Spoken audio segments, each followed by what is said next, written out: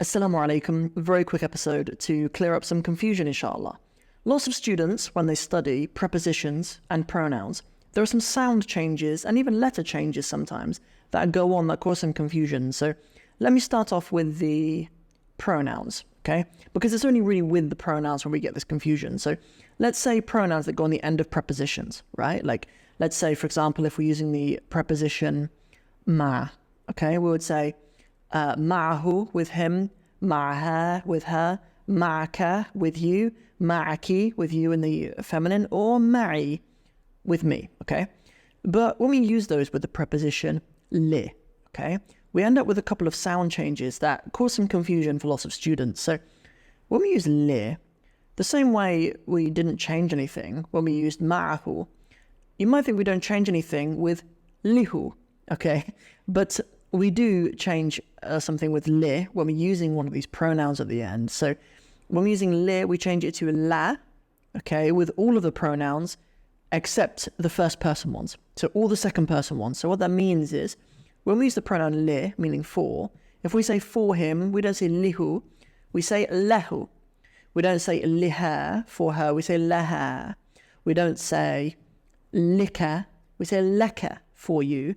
And for you in the feminine, we say laki. We don't say liki. Okay. So that is a little something with li. Okay. So what about the sound changes, right? So when we have a her on the end, right? When we have a her, meaning his, right? If we're going to say ma'ahu, with him. Or if we're going to say, yeah, let's say ma'ahu, for example. Why do sometimes we hear he on the end, for example? Fi baytihi, for example, or how about bihi or ilayhi, right? We end up with a he on the end.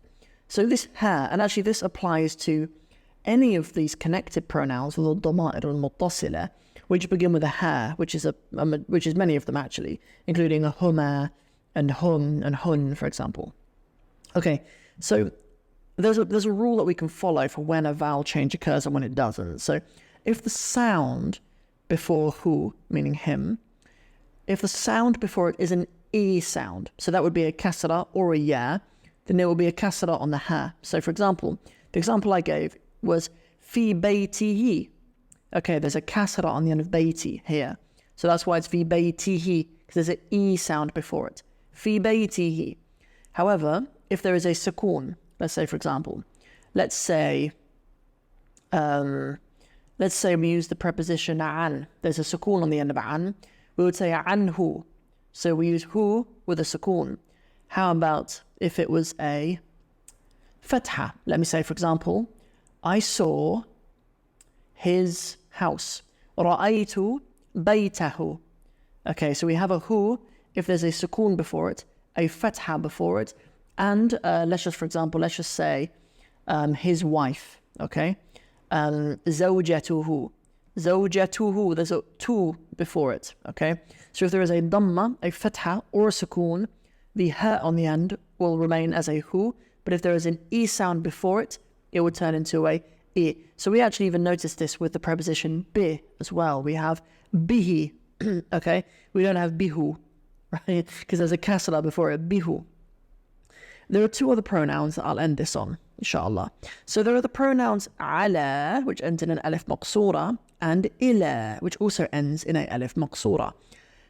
However, we notice that this alif maqsura actually becomes a ya when there's connected pronouns added on to the end. That's what's going on here. So with ala, when we say assalamu alaykum, lots of students say, well, where did the ya come from? We have alakum. Why don't we say alakum?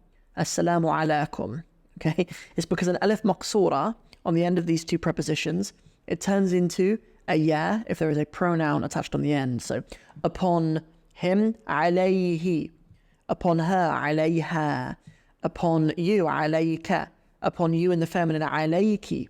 Okay, so that's what's going on. I just wanted to mention a couple of those vowel changes very briefly, inshallah, pertaining to the preposition li and all pronouns that begin with a ha. So that's everything for this very short episode. Assalamu alaikum.